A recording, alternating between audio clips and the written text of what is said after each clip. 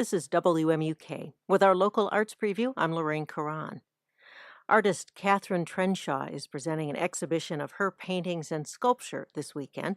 The public exhibit is being shown Friday night from 7 to 9 and Saturday and Sunday from 11 a.m. to 6 p.m. in the home of Tori Cobb at 1133 South Westnedge.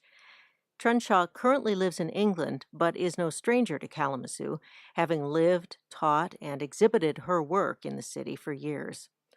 Her newest pieces of art are inspired by sacred sites and stone circles, many of which can be found near her home in Devon, England.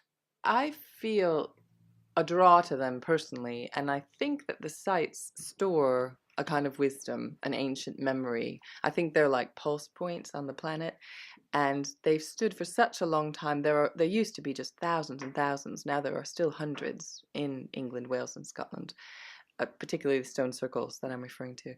And I think that just having them be present still says a lot. The fact that people have done ritual and ceremony in those spaces for thousands and thousands of years, I feel that the stone stores up all of that great stuff. And one of my paintings is called Ancient Futures, and it's like there's a link into the past that gives us wisdom for now and for the future that feels really significant to me. And I feel like I just become a channel by giving form to some of the images that come to me in those spaces. And I get that feedback from people too when they see my work, which is very satisfying for me.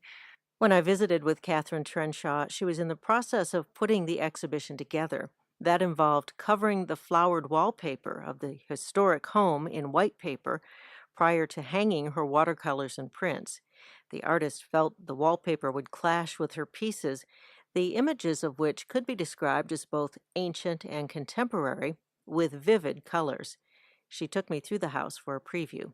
This is called Solstice Witch, and the reason that I brought you to this particular one is that this labyrinth that you see is actually a size exact replica of the size of the labyrinth that's carved at Tintagel. There are two carved in stone just outside of Tintagel in a little area called Rocky Valley, and they reckon that they're 4000 BC.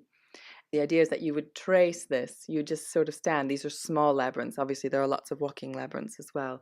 And a labyrinth, by definition, by the way, is a unicursal path. You can't get lost. It's not a maze, which is you can get. So if you sit and trace this with your finger, if you come to it with a question or you come to it with a kind of something you're looking for clarity on or whatever, the idea is that you sit and you just trace the labyrinth as many times as you need to, and you'll find peace and you'll find clarity, and it relaxes you, a bit like watching goldfish in a tank. It's the ancient goldfish in a tank technique.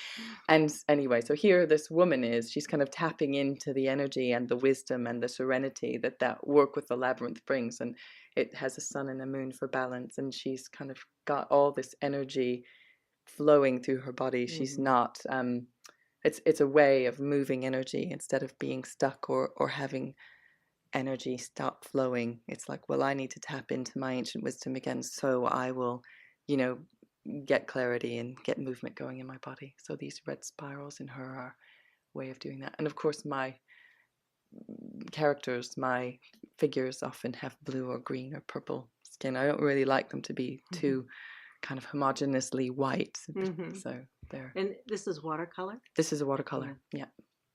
And I love the things you can do with watercolors, and I've really worked a lot. In fact, the most recent pieces I'm using now are liquid acrylics, which I'm having fun with as well. There's slightly different effects, but that's brand new. Just in the last year, I've been doing those, so it's fun.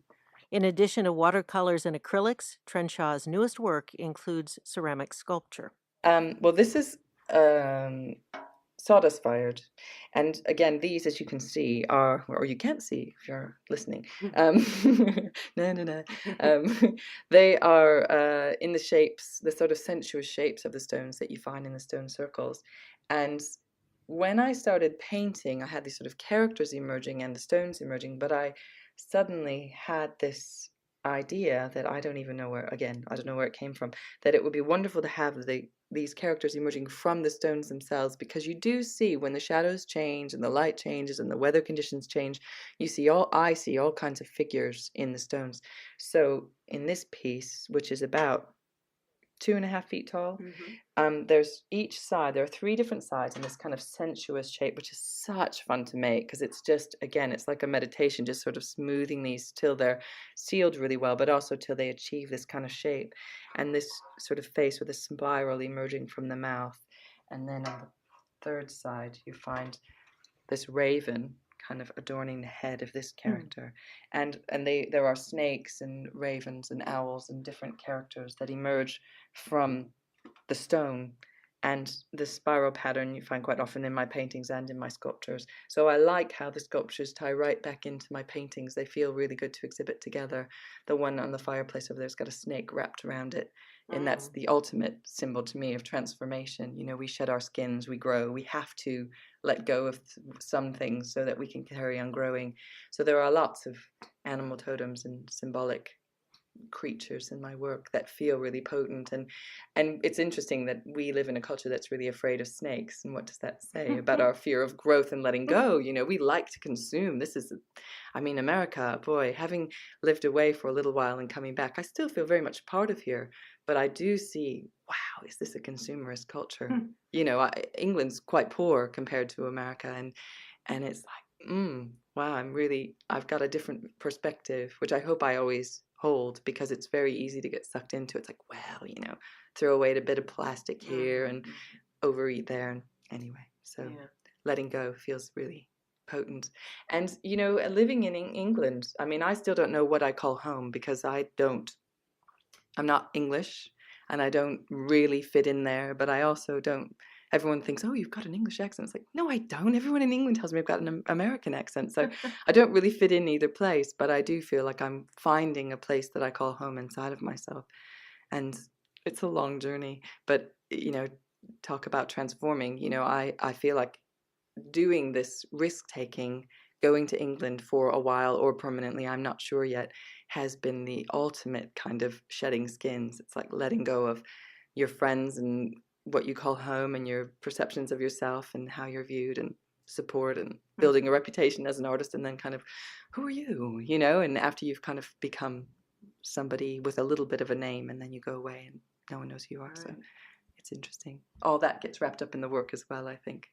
Trenshaw's Raku-fired ceramic mask were displayed in June as part of the United Nations Women's Art Exhibition in New York. Her mask series expresses her interest in raising awareness about child sexual abuse. She's also working on a book on that subject. She says she has always created art from the age of about 3 and can't imagine not doing it. I think that I need to create. I have a need. People say, you know, how do you come up with enough ideas? That's not the problem. The problem is how to find enough time to execute all of the ideas that are lining up inside of my body and inside of my being. And I have to. I can't. It's like it comes from source. It comes from my center and my core and my cells. Maybe maybe I've always been an artist and I'm just doing another incarnation and I've got to keep churning out images and keep sharing images until I've done it enough. I don't really know. But I do feel that I have a need, like breathing and eating and sleeping, to create images and to share the images. I have to create them. I don't have to share them, but sharing them is proving to be quite a satisfying thing, which is the great thing about actually having a show like this one, because I also get the feedback, because I don't get that when they go off to galleries. I don't get to see how people are with the work, and so it's very exciting to get to actually engage with the work and people viewing the work, because I think it's just as much a part of the process. I create the work and then people come and view the work, and that's another creative process. Katheryn Trenshaw says her work is considered by some to be out there or even controversial, and she wouldn't have it any other way. You know, obviously my work's not for everybody, and that's okay. You know, I like to do things. I do tend, you know, I kind of think I've kind of become known for doing things that are a bit provocative or a little bit cutting edge, you know, and I'm really happy to be doing that. I don't want to do pretty nice, all those watered down adjectives. I'd like to do something that's a little bit more interesting, which by definition then offends some people and is really magnetizing for others. It's much more interesting to me. Katheryn Trenshaw's exhibition, called Art and Soul, is Friday from 7 to 9 p.m. and Saturday and Sunday from 11 a.m. to 6 p.m. at 1133 South Westnedge in Kalamazoo.